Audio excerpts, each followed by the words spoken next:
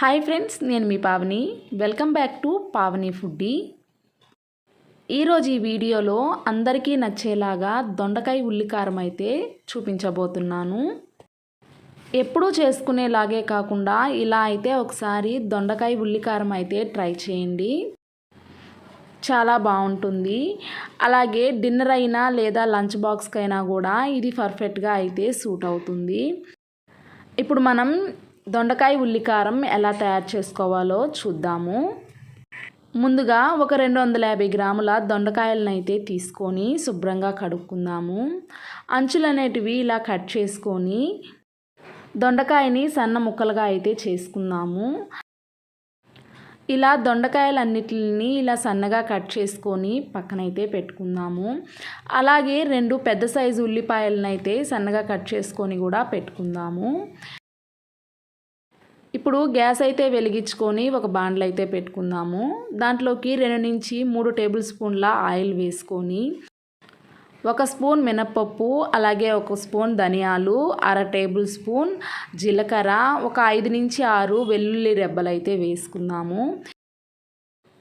ఇవి కొంచెం వేగిన తర్వాత ముందుగా కట్ చేసుకున్న ఆనియన్ ముక్కలను అయితే వేసుకొని కలుపుకుందాము. ఇవి ఒక 2 నిమిషాలు కలుపుకున్న తర్వాత కొంచెం చింతపండు అయితే వేసుకుందాము. ఇలా వేసుకొని ఉల్లిపాయ ముక్కలు కొంచెం వేగిన తర్వాత గ్యాస్ అయితే ఆపేసుకొని ఒక ప్లేట్లోకి అయితే తీసుకుందాము. ఇలా ఒక ప్లేట్లోకి అయితే తీసుకొని పక్కన పెట్టుకుందాము. ఇప్పుడు ఇదే బాండలిలో ఒక 2-3 టేబుల్ స్పూన్ల ఆయిల్ అయితే వేసుకుందాము. ఈ ఆయిల్లోకి మనం ముందుగా కట్ చేసి పెట్టుకున్న దొండకాయ ముక్కలన్నీ వేసుకొని కలుపుకుందాము. ఇలా ఒకసారి దొండకాయ ముక్కలన్నిటిని కలుపుకొని దీంట్లోకి ఒక 1/2 టేబుల్ స్పూన్ పసుపు, రుచికి సరిపడా సాల్ట్ వేసుకొని కలుపుకుందాము. ఇలా మొత్తం కలిసేలాగా కలుపుకొని ఒక 5 నిమిషాల పాటు మూత పెట్టి ఉడికిద్దాము.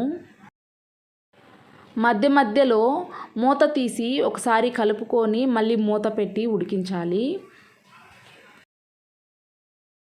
తర్వాత ఒక మిక్సీ గిన్నెనైతే తీసుకొని దాంట్లోకి మనం వేపు పెట్టుకున్న ఈ ఆనియన్ ముక్కలన్నిటిని వేసుకోవాలి. ఇప్పుడు దీంట్లో 2 టేబుల్ స్పూన్ల పచ్చికారం అయితే వేసుకోవాలి. అలాగే రుచికి సరిపడా ఉప్పు, కొంచెం కొత్తిమీర వేసుకొని మిక్సీ పట్టుకోవాలి.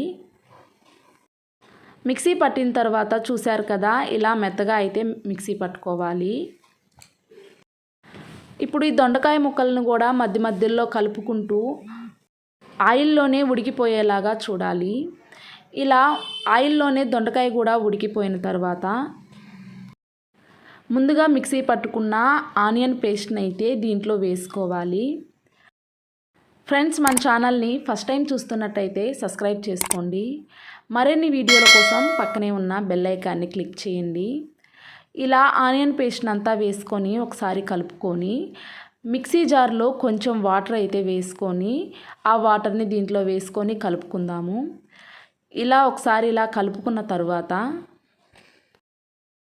ఒక 5 నిమిషాల పాటు మూత పెట్టి సిమ్లోనే ఉడకనివ్వాలి. 5 నిమిషాల తర్వాత మూత తీసి చూసామంటే నూనె అనేది పైన తేలుతూ ఉంటుంది.